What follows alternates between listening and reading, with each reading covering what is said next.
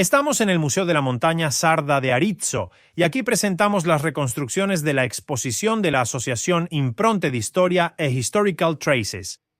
Aquí pueden ver la reconstrucción de una torre nurágica como debió ser originalmente, completa con su terraza y balcón de madera sostenido por ménsulas. La reconstrucción es muy interesante porque es la reproducción a escala del nuraghe Santa Bárbara de Scindia. Un nuraghe muy interesante porque tiene, como se observa en el paramento externo, numerosos agujeros en espiral donde se presume alojaban vigas, llamados agujeros pontai o buche pontae. Aquí podemos ver el interior de la torre nurágica reconstruida por el artesano Eficio Busonera, según nuestro proyecto. En el modelo se observa la cámara interna, la escalera espiriforme y la cámara del piso superior. Finalmente aquí también está la escalera que sube y termina en la terraza con este pequeño modelo, podríamos decir casi una cúpula que permite salir de la escalera de manera protegida.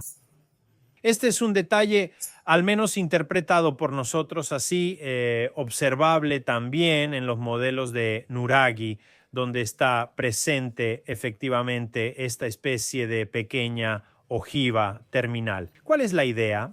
La hipótesis, que al llover esta estructura protegía la escalera de la posible entrada de líquidos y por tanto del agua de lluvia al interior de la escalera misma, que con el tiempo habría terminado arruinándose justamente por estas filtraciones. La torre está realizada como debía ser originalmente una vez terminada la estructura, así que los agujeros del andamio ya están libres de la madera insertada, de las vigas de soporte insertadas probablemente también, para realizar la estructura misma. Y finalmente, la torre termina con las ménsulas, o mejor dicho, los regimensola, que, con esta forma angular sostienen luego una galería realizada, en este caso, en madera. Un detalle observable, o sea, el decorado, esta especie de forma zigzagueante, observable incluso, además de en los mismos modelos de nuraghi, también en algunas maquetas de nuraghi, representadas en las navecillas votivas nurágicas. Un último detalle de extremo interés es la presencia, obviamente, de la puerta, pero aún más del ventanal del piso superior.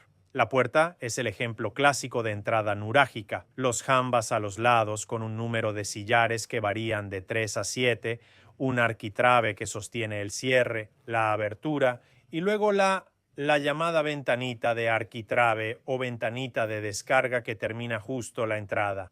Luego, en este caso bastante centrada, en otros casos hay cierta variación entre, ¿cómo decirlo?, la orientación de la entrada y la orientación de la ventana.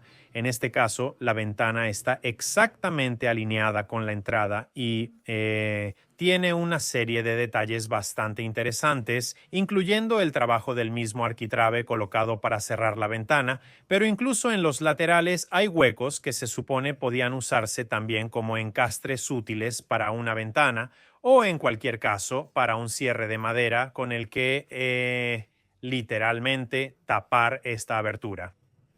Un último detalle de extremo interés es, por supuesto, la presencia de la puerta, pero aún más la de la ventana en la planta superior. La puerta es el ejemplo clásico de una entrada nurágica. Los pilares a los lados, con dovelas que van de 3 a 7, un arquitrabe que sostiene el cierre de la abertura y luego la llamada ventanilla de arquitrabe o ventanilla de descarga que remata justo la entrada. Luego, en este caso bastante centrado, en otros casos se observa cierta variación entre, digamos, la orientación de la entrada y la del ventanal. En este caso, el ventanal está exactamente alineado con la entrada y presenta una serie de detalles bastante interesantes como el trabajo del mismo arquitrabe puesto para cerrar el ventanal, pero incluso en los laterales hay huecos que se supone podían usarse como encastres útiles para una ventana o para un cierre de madera con el que tapar literalmente esta abertura.